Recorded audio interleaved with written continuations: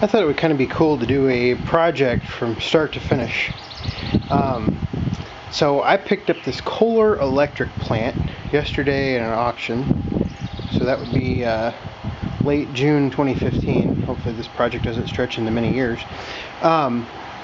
Anyway, I figured it'd just be interesting to do a documentary on it, as I went. Yesterday morning, before I went to the auction, I had never seen one of these. I had never even done much research on it. Didn't even know they existed. So that tells you what kind of impulse purchase it was. But it seemed like a good idea at the time. That seems to be my favorite phrase recently.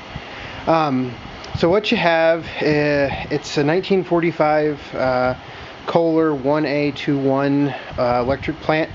Supposedly was used for a lighthouse. So basically it'll pump out approximately 1500 watts based on the tag here and a little bit of research that I've done. Turns over, it's got decent compression. There's no major leaks that I've found. It's got oil in it. So I mean it's complete, or at least it looks complete. There might be something missing that I can't find yet. But anyway, what this is, they were produced in the mid-1920s, I think, until 1948.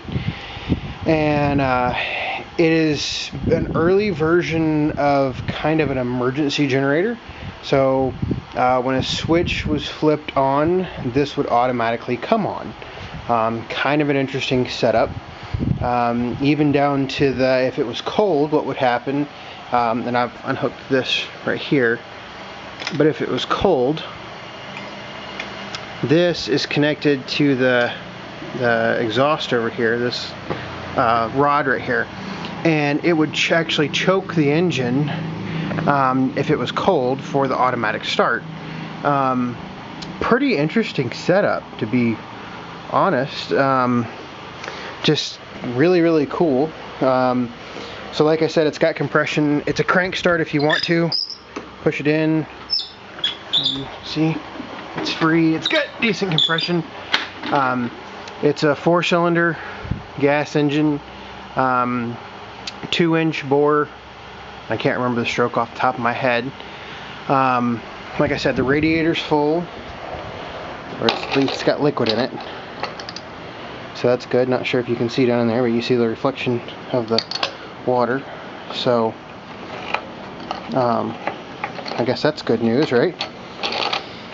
So my first plan of action is, well, to get this radiator cap back on first. There we go. Okay, got the radiator cap on. The way this machine works is I've basically got to get all the electrical components and together first, because since it's an automatic machine, I've got to get it wired up for a manual crank start from the crank versus the automatic start using because it's a 24 volt system. I see at this point I see no reason to go through the trouble of setting up a 24 volt system if I can't get the thing to run. So it's really one of those things that I've got to kind of take my time.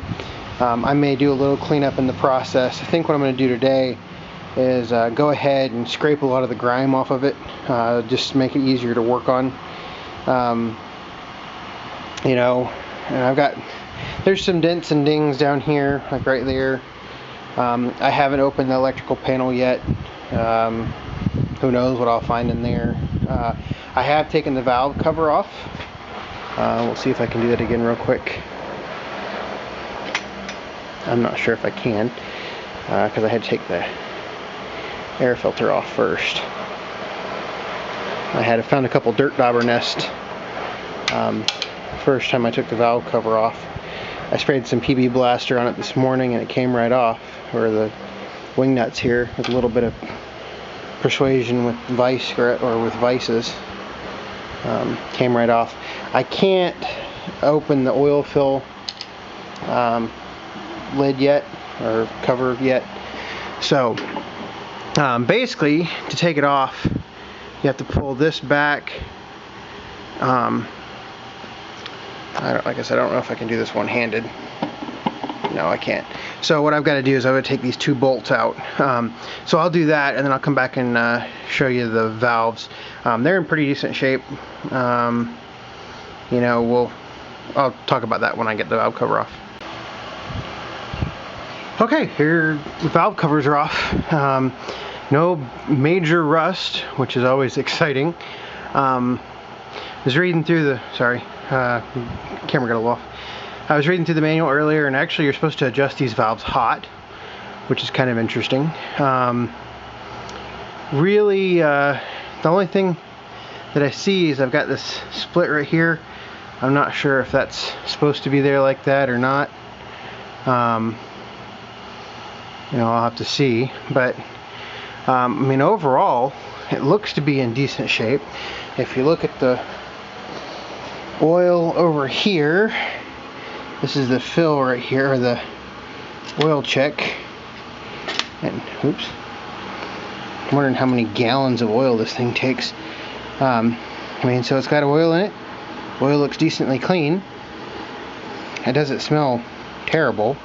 It doesn't smell great, but yeah, I mean, it's not in bad shape. See if I can see if I can operate the camera and turn it at the same time. Obviously that's not going to work too well for you watching the video, me going up and down like that. But there are a couple really good videos out there showing the valve train with the valve covers off. So anyway, I'll work on this a little bit, and if I make any progress today or this week, I'll come back and update it. Like I said, I thought it would be cool to kind of go from start to finish on one of these projects. So we'll see. Sometimes I just can't leave well enough alone. You know, I say I'm going to work on it later, but I decided I wanted to work on it a little bit more. One of the really interesting things about this is that it does have an oil filtration system, and so went ahead and pulled the lid on the oil filter here, and it's got an old Fram filter in it. Pretty cool. So I'll have to see if I can't find another oil filter, because like I said, the oil's not terrible, but it's also not. And I've got to change oil on. I mean, we know that, but I would like to change the filter as well.